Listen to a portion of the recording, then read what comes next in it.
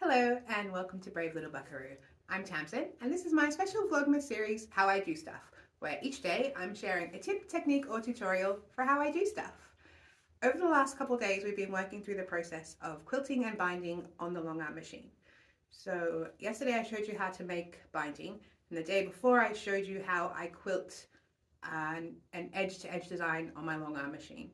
So today I'm going to show you how I attach the binding to the quilt while it's still on the frame of the machine. But you've been watching me work on a blue and white quilt that I am currently working on, and I am on a deadline, so that's kind of why I'm showing you how I'm doing it. But a month or two ago I had a client quilt on the frame and she had asked me to attach the binding for her. So I filmed that process and she was kind enough to give me permission to share that with you.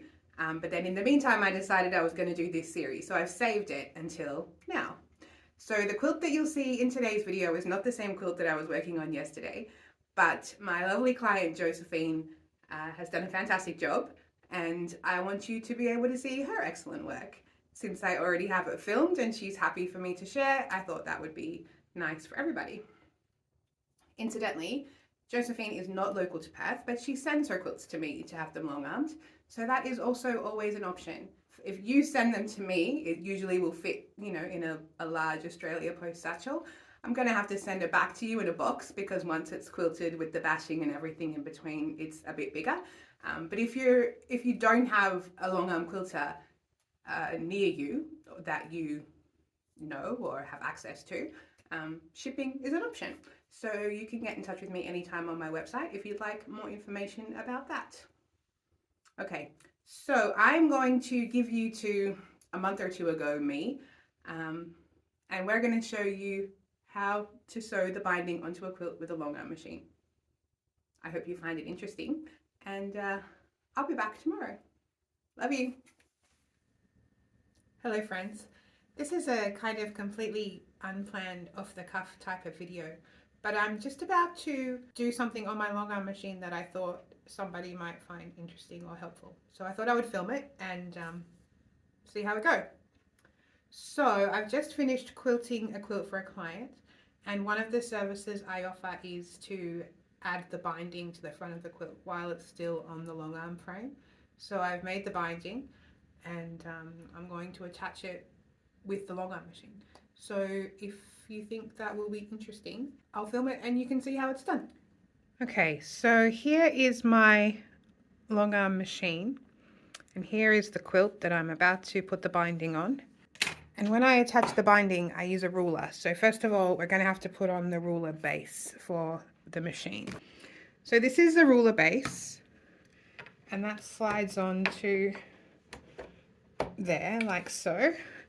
And then that means we've got a nice solid surface there to use the ruler on. So this will go under the quilt, this will go on top of the quilt, and I'll be able to use the hard surface to rest the ruler on. And that's how I will attach the binding. Okay, so I'm not really sure how filming this is going to work. I'm here on my own today, so I've just got you on a tripod that I'm probably going to have to move around a bit, and I'll try not to put myself in the way of the picture. But here's my binding. I've made enough binding to go all the way around the quilt. It's just cut at 2.5 inches and then folded in half and pressed. And I'm going to start around the center-ish of the bottom edge of the quilt. I'm going to line the binding, the raw edge of the binding up with the raw edge of the quilt. And I've got a ruler foot on my machine as well, so it's got the high shank here so that the ruler can't slip underneath and hit the needle. Right, I've got the binding matched up with the edge of the quilt, and the edge of my foot here theoretically is 1/4 inch away from the needle, so I'll line up the edge of my foot with the edge of the binding, which is lined up with the edge of the quilt. And then I'll drop my needle down to pick up the bobbin thread.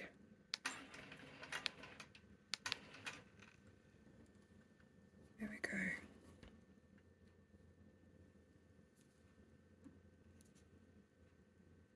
And then I'll just do a few stitches close together to lock that in.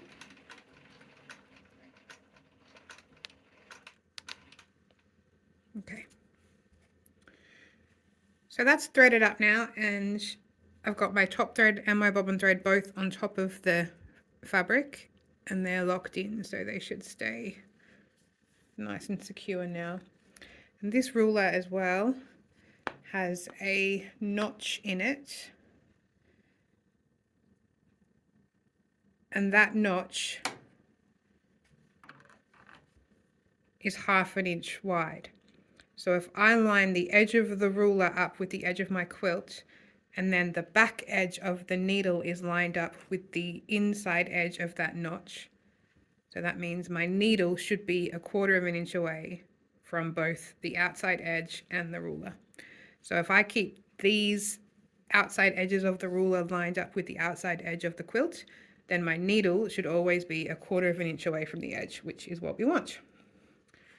And then I'm going to hold my ruler with firm-ish pressure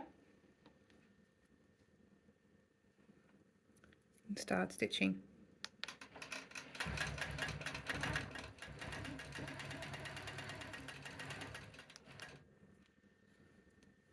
And then when I get to that cutout, stop the machine, move the ruler, and go again.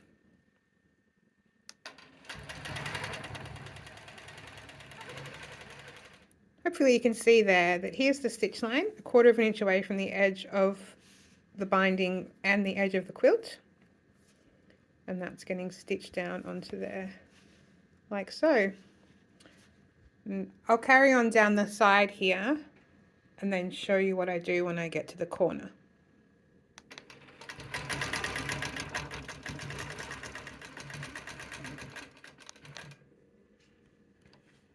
Okay, so I'm just coming up on the corner here, and I'm going to use this water erasable pen to mark straight down from where the corner is, so I can see what's happening there. So then I line the binding up directly with the edge of the quilt, and then I line my ruler up with the inside of this divot with the edge of the quilt. So as I sew along here and the needle or the foot hits the inside of the ruler, I'll be 1/4 inch away from the edge. So I'll do that now.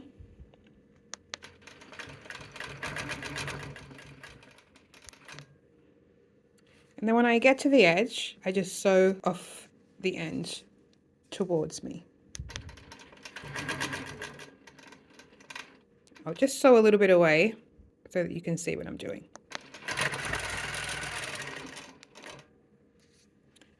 Okay, so here is the edge of the quilt, and here is where I've sewed up to 1/4 inch away from the edge, and then I've just sewn off to get out of the way.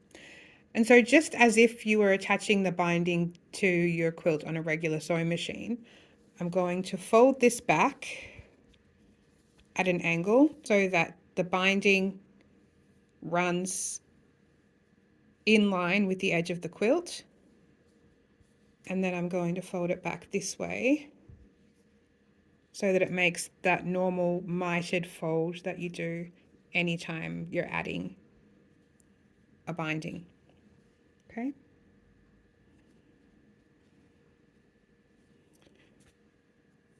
Just move you back a bit so I can move the needle. And then I'm going to sew back over to where I need to be.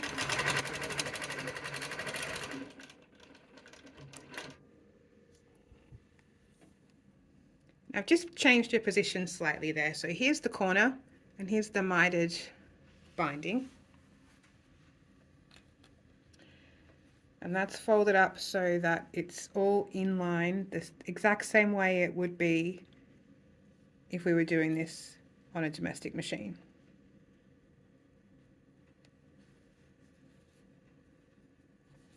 Okay.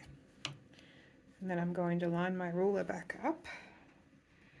I'm carefully going to just hold this corner down as I sew up to it, keeping my finger away from the needle, the foot jumps as you sew on the long arm, so it will bounce up and go over the edge there.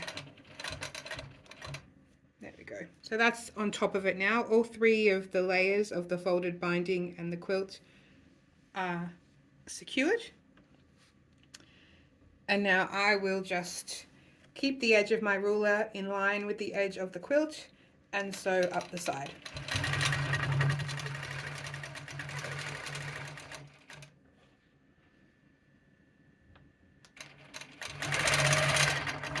And I'll go all the way up the side of the quilt. When I get to the back, oh, sorry, you've got the handle in the way there.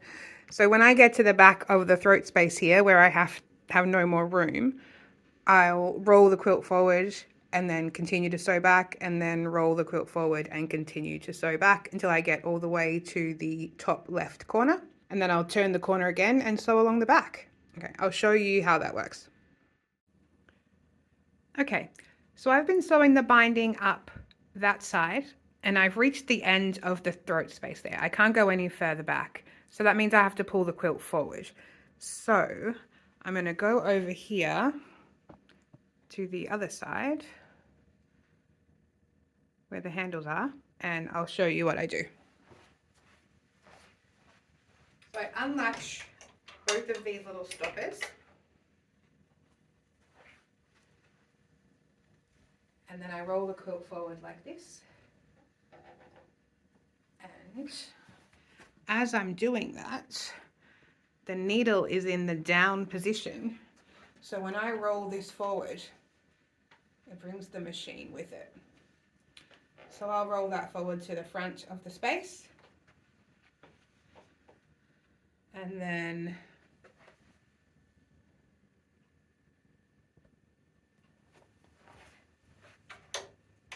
flip these locks back over, tighten it up a bit,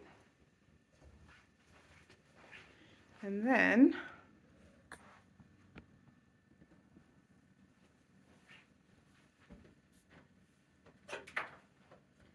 I'll continue sewing up the side.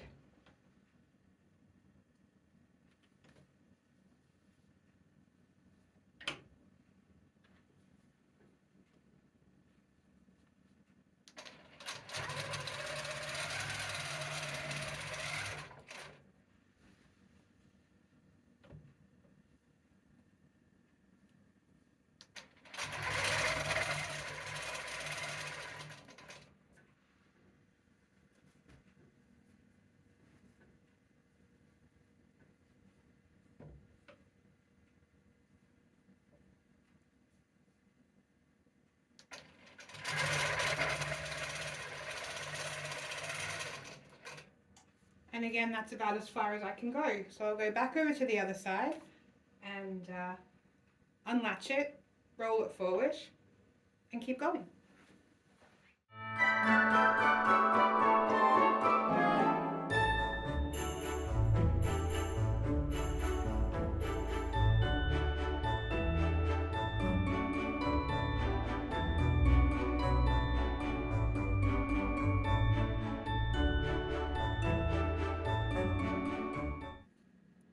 Okay, so I've gone all the way up the left side, across the top of the quilt and down the right side. And now I've come to the bottom right corner.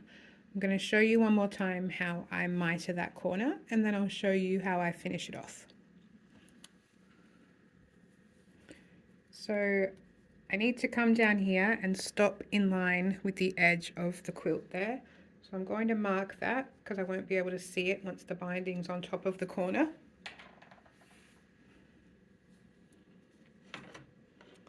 Now I'm lining the edge of my ruler up with the edge of the quilt, staying on top of the table here.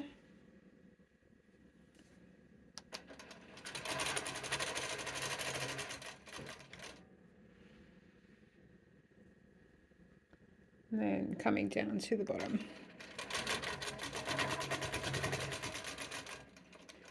And then coming off the side. And now, as always, I'm going to fold it so that the binding is in line with this bottom edge, and then fold it back so that corner is mitered. Make sure everything is nice and even. And then hold down that corner while the foot jumps back on top of it. There we go, back on there.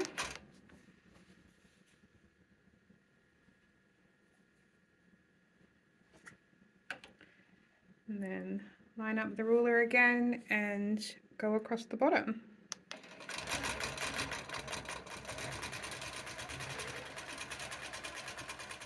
Okay, so I've come back around to the bottom of the quilt. This is where I started, and I've left a tail before I started sewing that, just like you do when you're quilting on your domestic machine.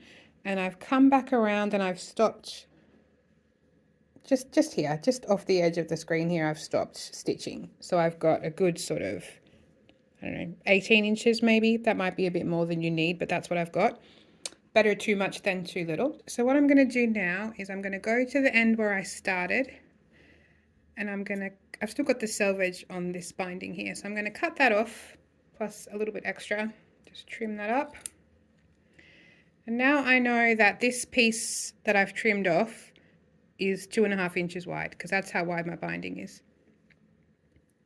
And I need, just like when you're binding on a domestic machine, I need 2.5 inches of overlap so that I can join the ends. And I will cut this off the frame and then take it to my domestic machine to finish off the binding and finish sewing it down. So I will still have to take it off the machine to join the edges. So the way I do that is I take this bit that I've cut off and I line it up with the edge of the side that I cut it off of. Actually, maybe I'll put it at the bottom and you'll be able to see it better. So now the piece I've cut off extends further than the binding.